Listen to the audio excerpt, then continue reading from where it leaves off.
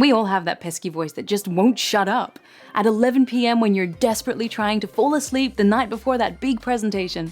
In part 1 of this 2-part series, I'm going to help you demystify something that happens in your mind that you're likely not even aware of. And more importantly, if you're not managing it, then I guarantee that it's holding you back from being all that you can be. Now, you might be thinking, well, this doesn't apply to me. I don't have an inner critic. But the reality is more likely that you've been listening to that voice for so long that you don't even notice it. Just like you don't notice that you're breathing right now or the sensation of your feet on the ground. And so those voices become a part of your normal inner chatter. They're your inner critics. Notice that I say inner critics as a plural because your inner critic doesn't always operate alone. In fact, in all these years and with my interviews with hundreds of professionals around the world, I've discovered that it's not just one voice.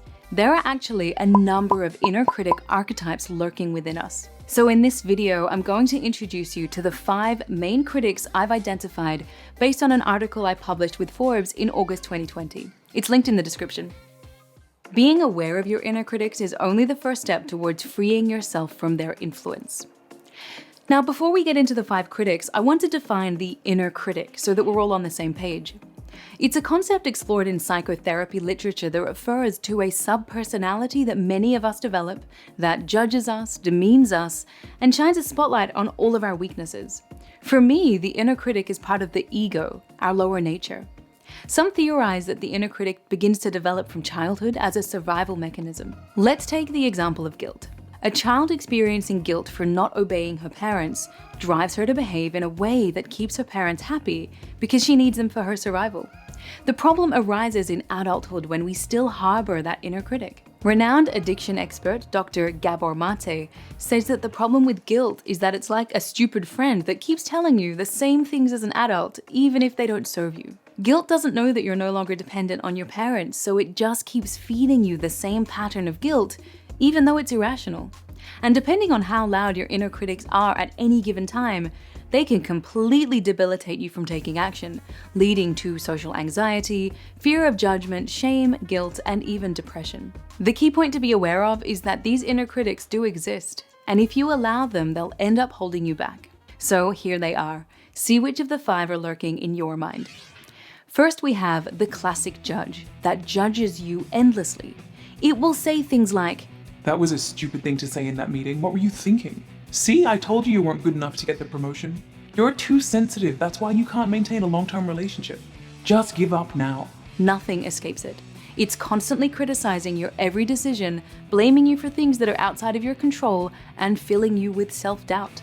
We know from research that the classic judge feeds your perfectionism, getting you to set impossibly high standards, and then encouraging you to beat yourself up when you inevitably don't reach them. So let's say you presented a proposal to your team leader and it doesn't get the response that you'd hoped. The classic judge is the one that tells you, "You're pathetic. You failed. Next time, let someone else present."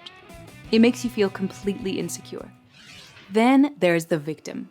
It never fails to find all the bad things that have happened to you, even the ones that you may have been responsible for, and it blames it on everything and everyone else. It makes you feel powerless, it's intensely pessimistic, and it makes you completely lack motivation and have zero hope.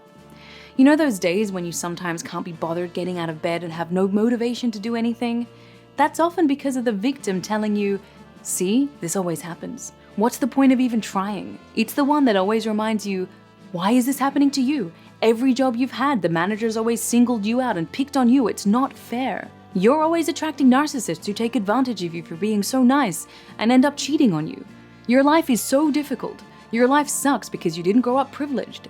It makes you blame everyone else for all of your problems, even the ones you know you were responsible for, and makes you feel completely powerless and helpless. We know from psychology research that people with a strong victim mentality also feel entitled and can be very selfish. And that's why we see people complain about those who are wealthier and more successful than they are. The victim drives your sense of envy. Next, the protector. The protector wants to protect you from harm.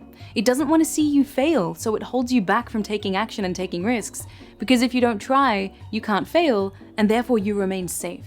It says, "There's way too much uncertainty in the market. You're not ready for that promotion, so don't apply. It's too risky to start that business. You'll end up losing your investment. You're going to get heartbroken again. Break it off now." It makes you focus on all the things that could go wrong, so you end up becoming highly risk-averse and fearful of failure. How does it do this? By undermining your confidence and your capabilities. It paralyzes you and keeps you stagnant by forcing you to stay in your familiar comfort zone. That way, you stay safe. Then, the ringmaster.